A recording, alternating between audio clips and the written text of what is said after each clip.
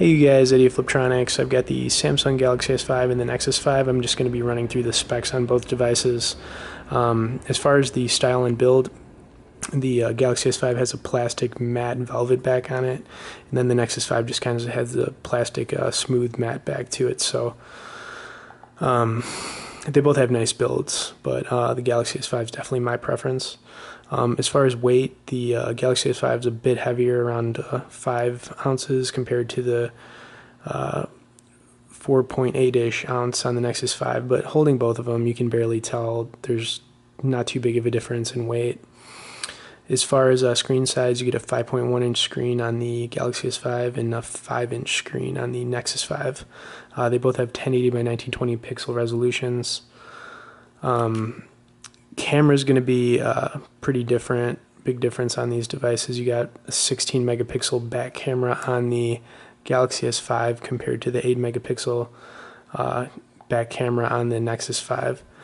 The Galaxy S5 also has a 2.1 front-facing camera, and the Nexus 5 has a 1.3 front-facing camera. So you're definitely going to get a lot better picture and video quality on the Galaxy S5.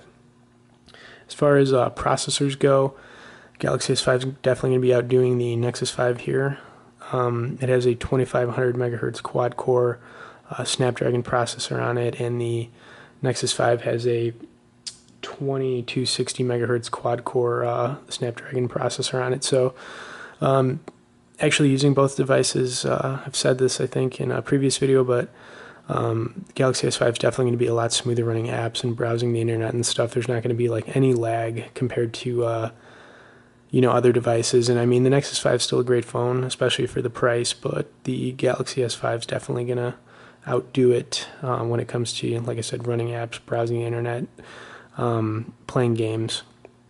Battery on these, the Galaxy S5 has a 2800 mAh removable battery, so you do get the removable option on here compared to the 2300 mAh non-removable battery on the Nexus 5. So you're not going to be able to remove the battery on the Nexus 5. So some people, prefer having the removable battery.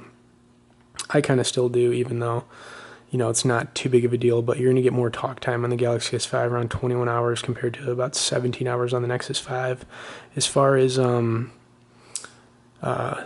SD cards go, you are able to get a 128 gigabyte SD card expansion on the Galaxy S5 compared to no SD card on the Nexus 5.